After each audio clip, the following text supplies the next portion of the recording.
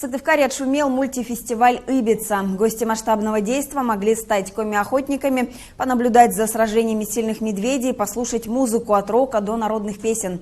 О том, чем запомнилась «Ибица-2015» в репортаже Сергея Горячевского.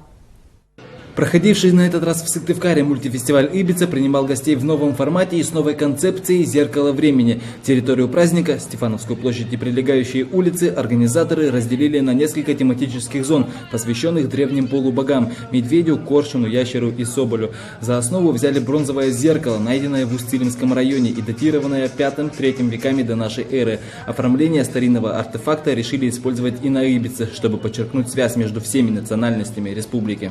За основу этого сообщества идентичности республиканской проще и, наверное, нужнее всего взять, это культурную составляющую коми. Понимаете, вот 5-3 век до нашей эры, это вызывает какое-то уважение, да? Когда создавали такие культурные шедевры, как этот, это уже как-то, да, человек проникается просто неким таким пиететом к той культуре, которая некогда была на этой земле. Особенностью Ибицы 2015 стало участие в нем других крупных республиканских фестивалей. Заваленка и Василий заняли свои почетные места и развлекали гостей народными и современными коми-песнями и плясками. Пели и танцевали на Ибице повсюду. Приехавшие из Троицко-Печорского района участники арт-фестиваля «Сена» разместились на площадке «Зеркало времени» и в перерывах между творческими номерами демонстрировали всем желающим процесс переработки молока. На глазах публики с помощью старинного сепаратора еще теплое молоко превращали в сливки, густые и ароматные. Тут же из сена плели куклы-обереги, которые приносят в дом счастья. Мы предлагаем им посмотреть обряд Турунь-Вонь, травяной пояс, который плели женщины, когда провожали на сенокос своих мужчин, чтобы им было легче работать. Во-вторых, у нас есть талисман нашего праздника «Полевик». И если вы на него привяжете ленточку, то весь год в вашем доме будет удача, счастье и благополучие. Знакомство с предметами старины и быта предков продолжалось и у палатки Республиканской юношеской библиотеки. Дети с удовольствием фотографировались с деревянными санками, бочкой, прялками и веретеном, которыми пользовались в начале прошлого века ибчане. Именно оттуда коллекция попала в распоряжение библиотекарей.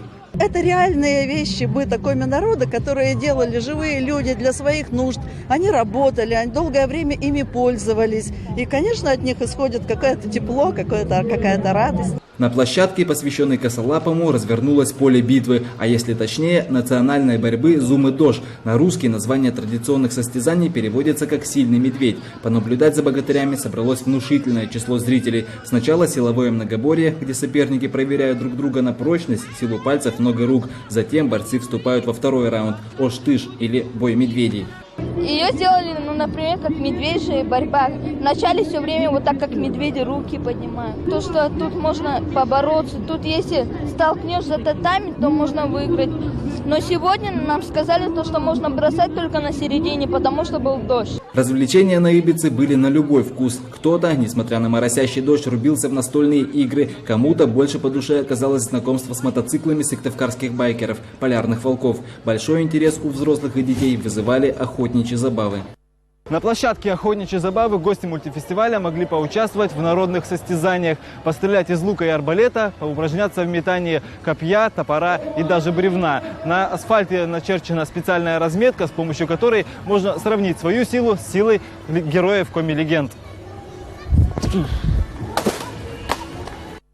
Изюминкой мультифестиваля стала улица музыкантов. Известные в республике артисты примерили на себя роли уличных исполнителей. Под открытым небом, под аккомпанемент гитары и клавишных они радовали публику авторскими песнями и композициями Высоцкого, Розенбаума, Цоя. Слушатели поощряли их, бросая деньги в шляпу. Присоединился к штырщикам, как называют уличных музыкантов в Москве, и Роман Ломов из группы Иван Купала. Перед тем, как сыграть на балалайке и косе, он признался, что в течение 6 лет играл в электричках.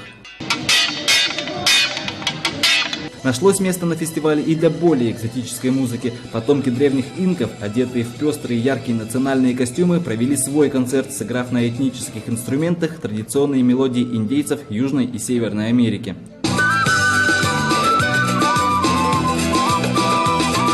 Завершилась Ибица гала-концертом. На главной площади столицы собрались тысячи сыктывкарцев. Разогревали публику местные ребята из группы «Обычные люди». Их на сцене сменила группа Иван Купала, а хедлайнерами праздника стали Илья Лагутенко и Мумий Тролль.